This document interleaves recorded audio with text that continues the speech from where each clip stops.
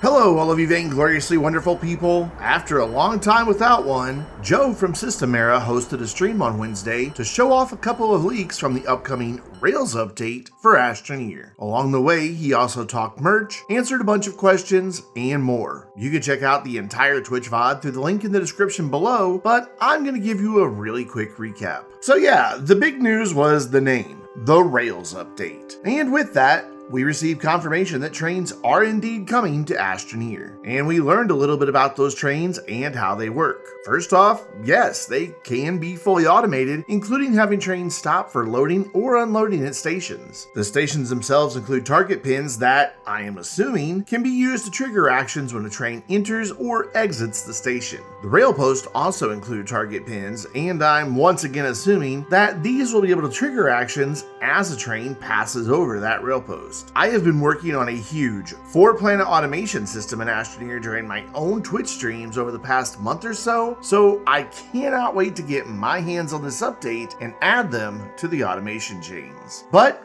that is not all we learned about the trains. They are both railway engines and rail cars. The railway engine will draw power at a rate of 3 units per second when active and includes 2 small Tier 1 slots, one on each side, and they provide oxygen. The engines are intended for personal transport and to enable faster trains. You can also control the trains themselves. You can move them forward, in reverse, and bring them to a stop. Each rail car draws power at a rate of 1 unit per second when active and includes 1 large Tier 3 slots, and they provide oxygen. Joe demonstrated that the rail cars can move without a railway engine, but they are noticeably slower and, well, I'm not certain how you control them aside from the railway station or using other automation. You can connect up to 6 rail cars and railway engines for a maximum length of 6 total in your train. If you're using 1 engine and 5 cars, that gives you 5 Tier 3 storage slots, which means you should be able to use a combination of additional storage items to transport a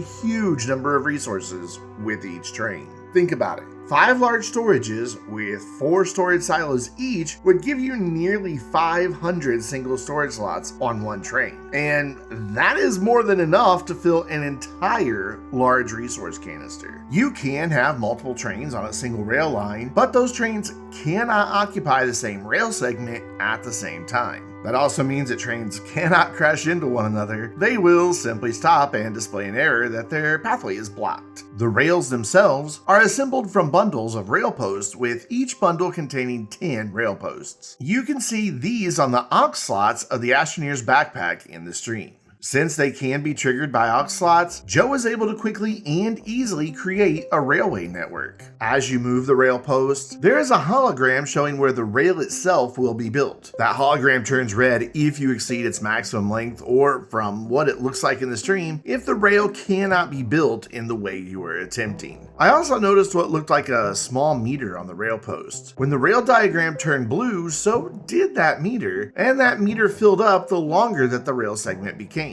Joe also mentioned and gave us a small glimpse of the rails being able to do some terraforming to clear terrain from the rail pathway and around the rail posts. Each rail post also includes the ability to call the nearest car to you, so you don't have to walk for miles to retrieve your train. And if you look closely at those rail posts, they also include power connectors. I also spotted what appeared to be some green arrows on the black portion between the rails that lit up when Joe placed or highlighted a rail car or engine, but I have absolutely no idea what that was indicating. It might be a visual indicator of whether the rail line has enough power to move that vehicle or something else. Joe later went on to say that the rails themselves conduct both power and oxygen, meaning you could position a rail station near your base and have that power connected half a planet away to a location where auto extractors are gathering resources. Of course, that is not the only use case I can think of by having both power and oxygen networks extended, and I'm really excited to try it all out. Joe also showed us quite a bit about the rail station.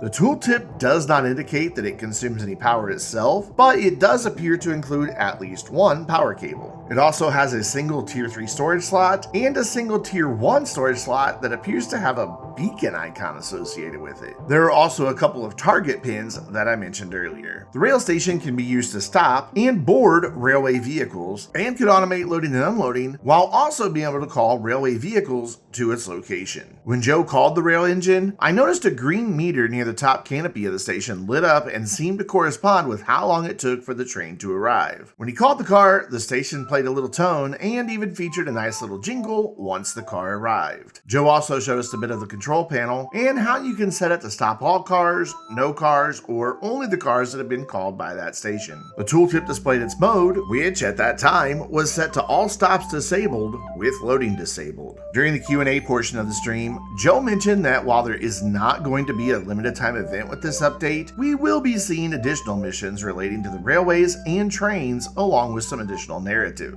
For more details, we should look to the dev vlog coming sometime next week. But one of the devs in chat confirmed that we will be able to unlock most of the new railway related items through the research catalog, but Joe confirmed that other items may be locked behind the missions. We don't know recipes, byte costs, or how many missions we'll be getting, or even if there'll be signaling, switching, or turntables, so hopefully the upcoming devlog will answer some of those questions. He did, however, tell us that the update will be coming in early July, though he didn't give us an exact date. In the earlier portion of the stream, Joe took some time to promote the release of the Astroneer soundtrack on blue translucent vinyl. You not only score the soundtrack on the best media there is, but you also get some stunning artwork on the LP jacket and a code for a cool headphone cosmetic in-game. Then Joe showed off a leak of a bit of new merch coming soon to the Astroneer store. Stale plushies. For now, we'll only be able to bring home a plushie of Sylvie, but Joe did leave open the tiniest of possibilities that maybe we could potentially see other snails in the future. But apparently it was a pretty big undertaking just to get Sylvie produced, so I wouldn't count on seeing the other snails in plushie form anytime soon. But keep your eye on the Astroneer store for the next merch drop containing Sylvie plushies. And that's everything we learned in this dev stream. Based on the reactions in chat and on the Astroneer and Vainglorious Discord server, it seems that there is a ton of hype surrounding this update. People were already talking about their plans to revamp and improve their automation setups, install personal rail transport, and more. I know I'm really looking forward to this one so I can get my own massive automation system up and running. But what do you think?